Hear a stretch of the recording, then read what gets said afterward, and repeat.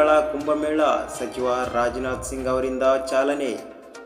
ಏಷ್ಯಾದ ಅತಿ ದೊಡ್ಡ ವೈಮಾನಿಕ ಪ್ರದರ್ಶನವಾಗಿ ಜಗತ್ತಿನ ಗಮನ ಸೆಳೆದಿರುವ ಏರೋ ಇಂಡಿಯಾ 2025ಕ್ಕೆ ಸೋಮವಾರ ಬೆಂಗಳೂರಿನಲ್ಲಿ ಅದ್ದೂರಿ ಚಾಲನೆ ದೊರೆತಿದೆ. ಒಟ್ಟು 5 ದಿನ ನಡೆಯಲಿರುವ ಏರ್ ಶೋಗೆ ಕೇಂದ್ರ ಸಚಿವ ರಾಜನಾಥ್ ಸಿಂಗ್ ಅವರು ಚಾಲನೆ ನೀಡಿದರು.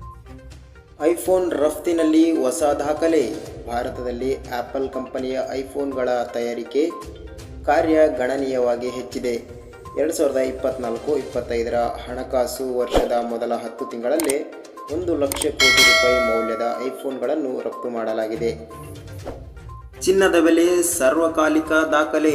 ಒಂದೇ ಸಲ 2,430 ರೂಪಾಯಿ ಏರಿಕೆ.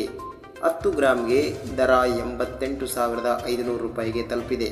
ಸಾವಿನಲ್ಲೂ ಸಾರ್ಥಕತೆ ಮೆರೆದ ಪೊಲೀಸ್ ಕಾನ್ಸ್ಟೇಬಲ್, 3 ರೋಗಿಗಳಿಗೆ ಅಂಗಾಂಗ ಕಸಿ.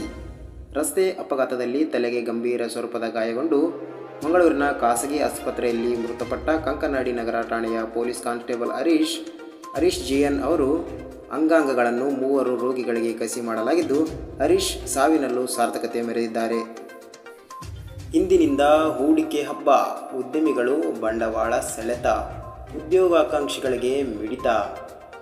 ಸ್ನೇಹಿತರೆ, ಪ್ರತಿಷ್ಠಿತ ಏರೋ ಇಂಡಿಯಾ 2025ರ ಏರ್ ಶೋ ನಡುವೆಯೇ ರಾಜಧಾನಿ ಬೆಂಗಳೂರು ಜಾಗತಿಕ ಬಂಡವಾಳ ಹೂಡಿಕೆದಾರರ ಸಮಾವೇಶಕ್ಕೆ ಸಜ್ಜಾಗಿದೆ.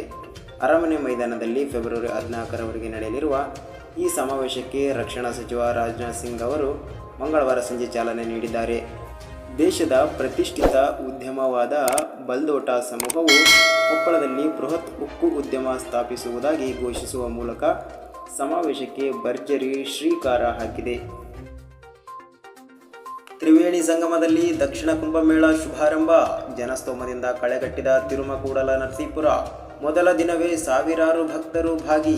ಉತ್ತರ ಪ್ರದೇಶದ ಪ್ರಯಾಗ್ರಾಜ್ನಲ್ಲಿ ಆರಂಭವಾಗಿರುವ ಕುಂಭಮೇಳದ ನಡುವೆಯೇ ದಕ್ಷಿಣದ ಪ್ರಯಾಗ್ ಎಂದೇ ಪ್ರಸಿದ್ಧಿ ಪಡೆದಿರುವ ತಿರುಮಕೂಡಲು ನರಸೀಪುರದ ತ್ರಿವೇಣಿ ಸಂಗಮದಲ್ಲಿ 3 ದಿನಗಳ 13ನೇ ಕುಂಭಮೇಳಕ್ಕೆ ಸೋಮವಾರ ವಿದ್ಯುಕ್ತ ಚಾಲನೆ ದೊರೆತಿದೆ. ಮಹಾಕುಂಭಕ್ಕೆ ಜನಸಾಗರ. 300 ಕಿಲೋಮೀಟರ್ ಟ್ರಾಫಿಕ್ ಜಾಮ್.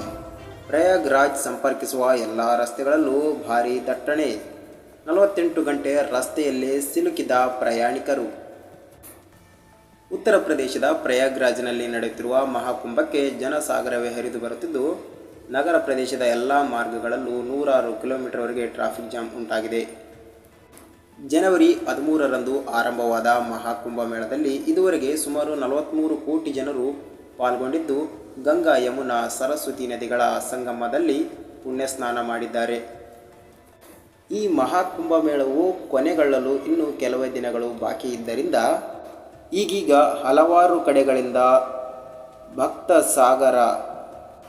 ಈ ಮಹಾಕುಂಭಮೇಳವು ಇನ್ನು ಕೆಲವೇ ದಿನಗಳಲ್ಲಿ ಮುಕ್ತಾಯಗೊಳ್ಳುವುದರಿಂದ ಈ ಹಿನ್ನೆಲೆಯಲ್ಲಿ ಸಾವಿರಾರು ವಾಹನಗಳು ಸಂಪರ್ಕ ಕಲ್ಪಿಸುವ ಮಾರ್ಗದಲ್ಲಿ ಸಿಲುಕಿಕೊಂಡಿದ್ದು, ಮಹಾಕುಂಭ ನಗರ ತಲುಪಲು ಜನರು ಪರದಾಡುತ್ತಿದ್ದಾರೆ. 200ರಿಂದ 300 ಕಿಲೋಮೀಟರ್ ದೂರದವರೆಗೂ ಟ್ರಾಫಿಕ್ ಬಿಸಿ ತಟ್ಟಿದ್ದು, ಉತ್ತರ ಪ್ರದೇಶದ ಗಡಿಗಳಲ್ಲೇ ಸಾವಿರಾರು ವಾಹನಗಳು ಸಿಲುಕಿಕೊಂಡಿವೆ.